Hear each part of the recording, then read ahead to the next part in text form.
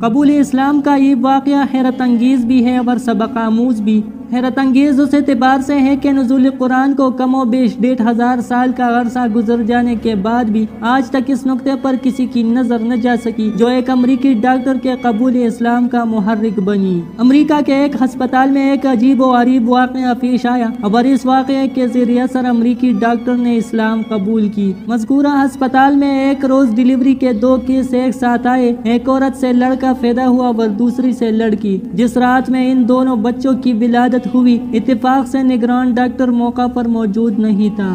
دونوں بچوں کی کلائی میں وہ پٹی بھی نہیں باندھی ہوئی تھی جس پر بچے کی ماں کا نام درج ہوتا ہے۔ تو نتیجہ یہ ہوا کہ دونوں بچے ایک دوسرے سے بدل گئے اور ڈاکٹروں کے لیے یہ شناخت کرنا مشکل ہو گیا کہ کس عورت کا کون سا بچہ ہے، حالانکہ ان میں سے ایک لڑکی تھی اور دوسرا لڑکا۔ ولادت کی نگرانی کرنے والے ڈاکٹروں کی ٹیم میں ایک مسلمان مصری ڈاکٹر تھا جس کو اپنے پن میں بڑی مہارت حاصل تھی اور اپنے سٹاف کے ایک امریکی ڈاکٹر سے بہت گہری دوستی تھی۔ دونوں ڈاکٹرز بہت پریشان تھے کہ اس مشکل کا حل کیسے نکالا جائے۔ امریکی غیر مسلم ڈاکٹر نے مصری ڈاکٹر سے کہا کہ تم تو دعویٰ کرتے ہو کہ قرآن مجید میں ہر مشکل کا حل ہے اور اس میں ہر طرح کے مسائل کا احاطہ کیا گیا ہے، تو اب تم ہی بتاؤ کہ ان میں سے کون سا بچہ کس عورت کا ہے۔ مصری ڈاکٹر نے کہا کہ ہاں بے شک قرآن مجید میں ہر پریشانی اور مشکل کا حل ہے اور میں اسے آپ کو ثابت کر کے دکھاؤں گا، مگر مجھے ذرا موقع دیجیے کہ میں خود پہلے اس معاملے میں اطمینان حاصل کر لوں۔ چنانچہ مصری ڈاکٹر نے باقاعدہ اس مقصد کے لیے مصر کا سفر شروع کیا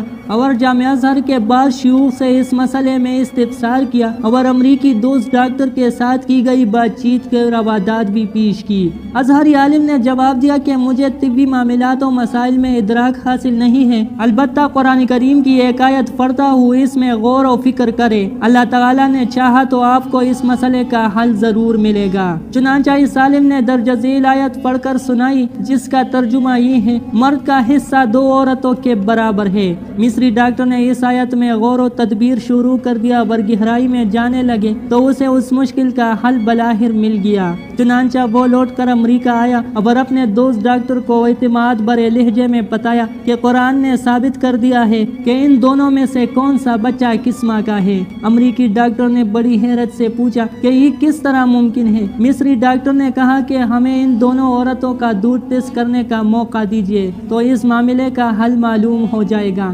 چنانچہ تجزیے اور تحقیق کے نتیجے میں معلوم ہو گیا کہ کون سا بچہ کس عورت کا ہے اور مصری ڈاکٹر نے اپنے غیر مسلم دوست ڈاکٹر کو اس نتیجے سے پورے اعتماد کے ساتھ آگاہ کر دیا۔ ڈاکٹر بہت حیران تھا کہ آخر یہ کیسے معلوم ہو گیا۔ مصری ڈاکٹر نے بتایا کہ اس تحقیق اور تجزیے کے نتیجے میں جو بات سامنے آئی ہے وہ یہ تھی کہ لڑکے کی ماں میں لڑکی کی ماں کے مقابلے میں دگنا دودھ پایا گیا۔ مزید بتایا کہ لڑکے کی ماں کے دودھ میں نمکیات اور وٹامنز کی مقدار بھی لڑکی کی ماں کے مقابلے میں دگنی تھی۔ پھر مصری ڈاکٹر نے امریکی ڈاکٹر کے سامنے قرآن کریم کی وہ متعلق آیت تلاوت کی، مرد کا حصہ 2 عورتوں کے برابر ہے، جس کے ذریعے اس نے اس مشکل کا حل تلاش کیا اور جس عقیدے کو حل کرنے میں دونوں ڈاکٹر نہایت پریشان تھے۔ چنانچہ وہ امریکی ڈاکٹر فوراً ایمان لے آیا۔